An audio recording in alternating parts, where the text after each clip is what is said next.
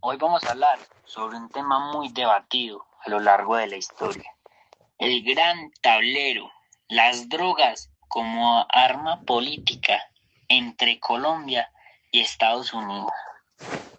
Siempre nos han contado que la guerra contra las drogas es una lucha del bien contra el mal, de la ley contra el crimen. Pero, ¿y si te dijera que la cocaína ha sido en realidad el lenguaje diplomático más efectivo entre Colombia y Estados Unidos durante los últimos 50 años? Hoy no vamos a hablar de narcos y disparos.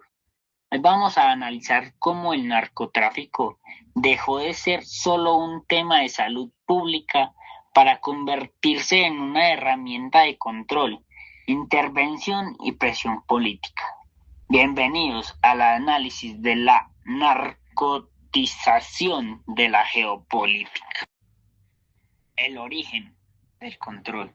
Todo empieza en los años 70.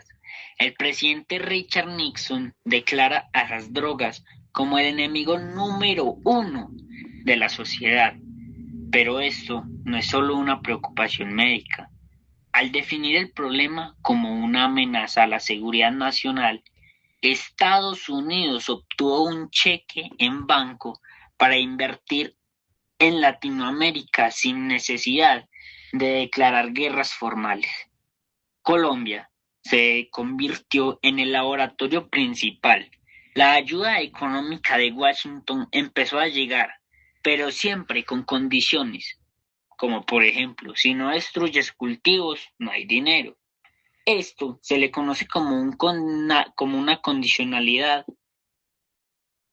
Estados Unidos no solo enviaba dólares, enviaba una agenda política que decidía qué hacía nuestra policía, nuestro ejército y hasta nuestro sistema judicial. Plan Colombia y la soberanía. A finales de los 90, la relación de un giro radical con el Plan Colombia. Se nos vendió como un plan para acabar con las drogas, pero en la práctica fue el fortalecimiento militar más grande que ha visto la región. Aquí la droga fue la excusa perfecta para combatir a las guerrillas y asegurar el control territorial del Estado bajo la supervisión de asesores estadounidenses. En este punto aparece la extradición.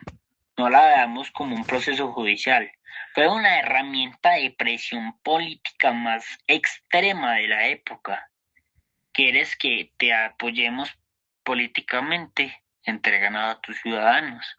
La soberanía judicial de Colombia se puso en pausa bajo la sombra de los aviones de la DEA, creando una relación de dependencia donde la justicia colombiana parecía secundaria frente a la de Washington.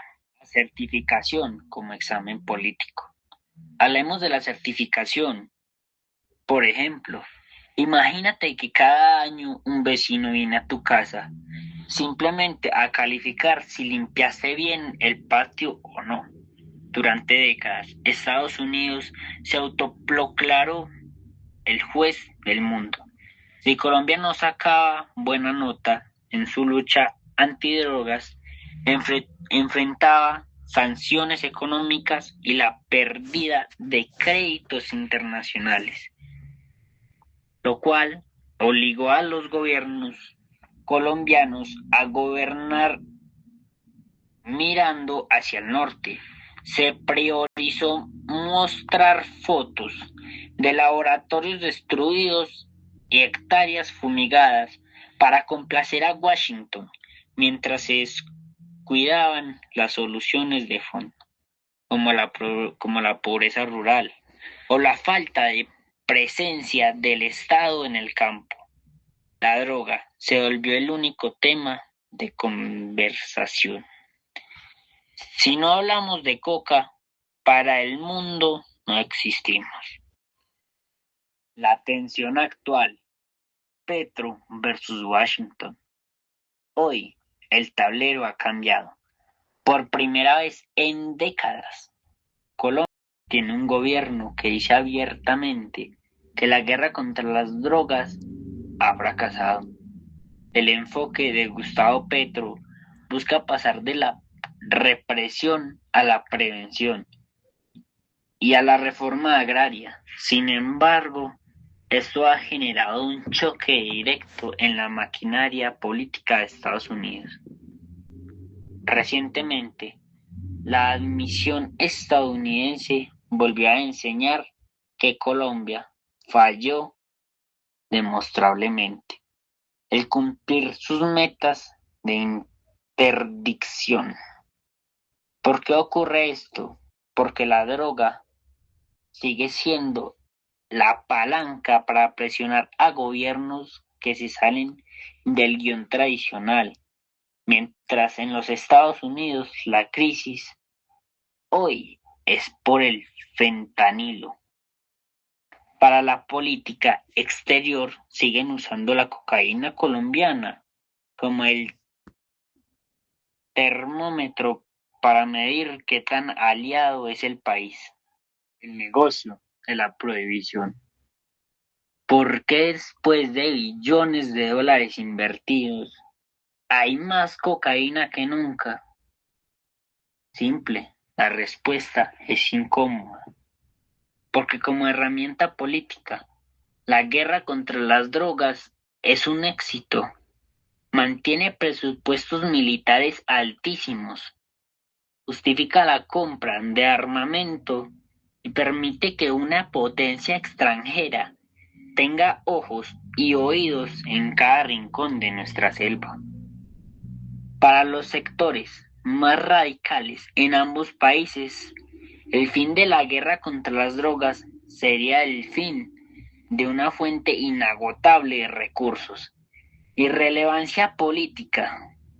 La droga es el combustible de un sistema que prefiere la persecución al campesino que la regulación del mercado. Y como conclusión tenemos, el reto de Colombia hoy es la dignidad, es la necesidad de dejar de ver la droga a través del lente de la seguridad nacional de Estados Unidos y empezar a verla como un problema social, económico y de salud propio. Después de 50 años de sangre y de seguir órdenes externas, cabe preguntarse, ¿es posible una política de drogas soberana? ¿Podrá Colombia algún día dejar de ser evaluado por un examen que nadie ha podido pasar? El futuro de nuestra democracia depende de la política. Deje de ser dictada por una planta y empiece a ser dictada por las necesidades de su gente. Si este análisis te hizo ver desde otra perspectiva, compártelo. La información es la única herramienta que puede ganarle a la narrativa impuesta. Gracias por acompañarme.